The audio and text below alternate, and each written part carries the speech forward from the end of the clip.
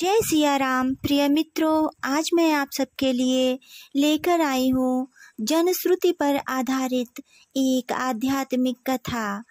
जब भगवान राम ने भक्त के लिए बनाई रसोई। तो आइए सुनते हैं ये कथा। बहुत साल पहले की बात है।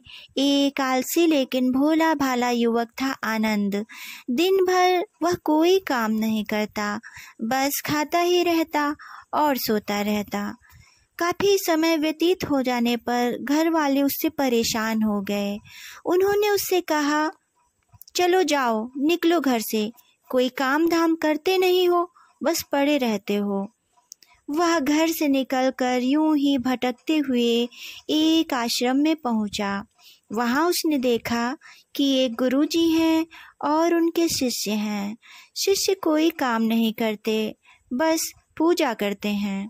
उसने मन में सोचा, यह बढ़िया काम है, इसमें कोई काम भी नहीं करना पड़ता, बस पूजा ही तो करना है।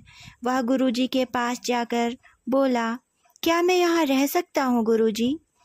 गुरुजी बोले, हाँ हाँ, क्यों नहीं, लेकिन मैं कोई काम नहीं कर सकता हूँ।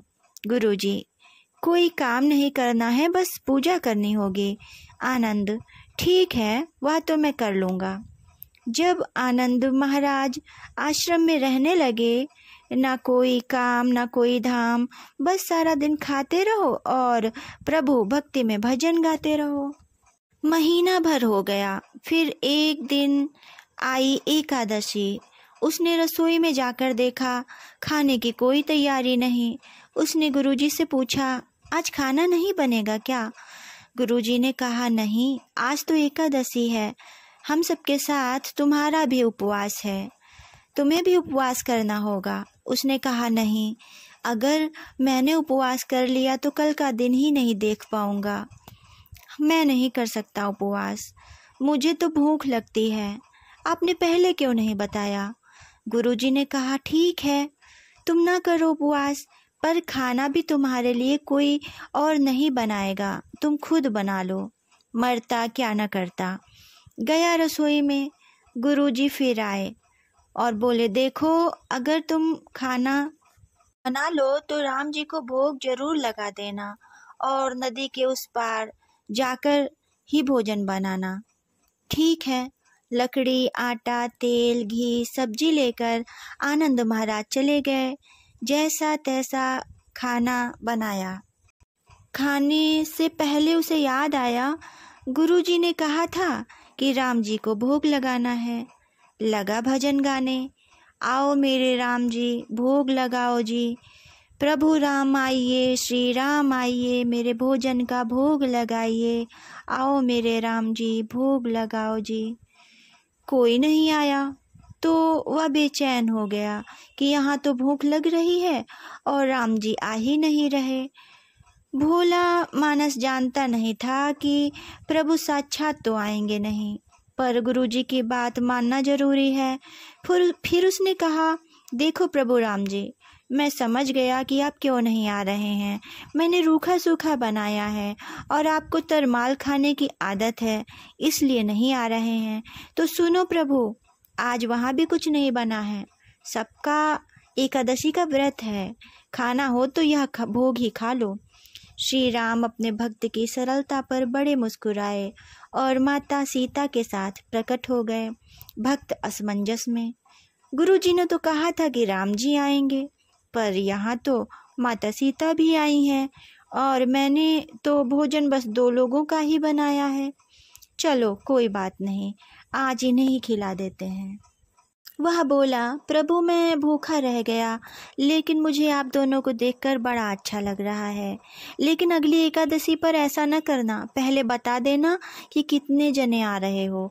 हाँ, थोड़ा जल्दी आ जाना। राम जी उसकी बात पर बड़े मुदित हुए, प्रसाद ग्रहण करके चले गए। अगली एकादशी तक भोला मानस सब भूल गया। उसे लगा प्रभु ऐसे ही आते होंगे और प्रसाद ग्रहण करते होंगे। फिर एकादशी आई। गुरुजी से कहा, मैं चला अपना खाना बनाने, पर गुरुजी थोड़ा ज़्यादा अनाज लगेगा, वहाँ 2 लोग आते हैं। गुरुजी मुस्कुराए, भूख के मारे बावला है, ठीक है ले जा और अनाज ले जा। अब की बार उसने 3 लोगों का खाना बनाया और फिर गुहार लगाइए, प्रभु राम आइए, सीताराम आइए, मेरे भोजन का भोग लगाइए। प्रभु की महिमा भी निराली है।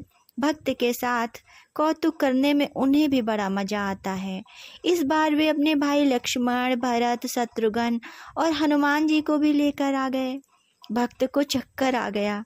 यह क्या हुआ? एक का भोजन बनाया तो 2 आए, आज 2 का खाना ज़्यादा बनाया तो पूरा खानदान आ गया। लगता है आज भी भूखा ही रहना पड़ेगा। सबको भोजन लगाया और बैठे बैठे देखता रहा। अनजाने ही उसकी भी एकादशी हो गई। फिर अगली एकादशी आने से पहले गुरुजी से कहा, गुरुजी, ये आपके प्रभु राम जी अकेले क्यों नहीं आते? हर बार कितने सारे लोगों को ले आते हैं। इस बार अनाज ज़्यादा देना। गुरुजी को लगा कि कहीं यह अनाज बेचता तो नहीं है, देखना पड़ेगा जाकर। भंडार में कहा इसे जितना अनाज चाहिए दे दो और छुपकर उसे देखने चल पड़े। इस बार आनंद ने सोचा, खाना पहले नहीं बनाऊंगा, पता नहीं कितने लोग आ जाएं, पहले बुला लेता हूँ और उसके बाद बनाता हूँ। फिर टेर लगाई, प्रभु राम आइए, श्री राम आइए, मेरे भोजन का भोग लगाइए। सारा राम दरबार मौजूद। इस बार तो हनुमान जी भी साथ आए, लेकिन यह क्या, प्रसाद तो तैयार ही नहीं है। भक्त ठहरा भोला भाला, बोला, प्रभु इस बार मैंने खाना नहीं बनाया। प्रभु ने पूछा, क्यों? बोला, मुझे मिलेगा तो है नहीं, फिर क्या फ़ायदा बनाने का, आप ही बना लो और खुद ही सब लोग खा लो। प्रभु जी मुस्कुराए। सीता माता भी गदगद हो गईं उसके भोले जवाब से। लक्ष्मण जी बोले, क्या करें प्रभु? प्रभु बोले, भक्त की इच्छा है तो पूरी करनी पड़ेगी, चलो लग जाओ काम से। लक्ष्मण जी ने लकड़ी उठाई, माता सीता आटा सानने लगी। भक्त एक तरफ बैठकर देखता रहा। माता सीता रसोई बना रही थी तो कई ऋषि मुनि यक्ष गंधर्व प्रसाद लेने आने लगे। इधर गुरुजी ने देखा खाना तो बना नहीं, भक्त एक कोने में बैठा है। पूछा, बेटा क्या बात है, खाना क्यों नहीं बनाया? भक्त बोला, अच्छा किया गुरुजी आप आ गए, देखिए कितने लोग आते हैं प्रभु के साथ। गुरुजी बोले, मुझे तो कुछ नहीं दिख रहा तुम्हारे और अनाज के सिवा।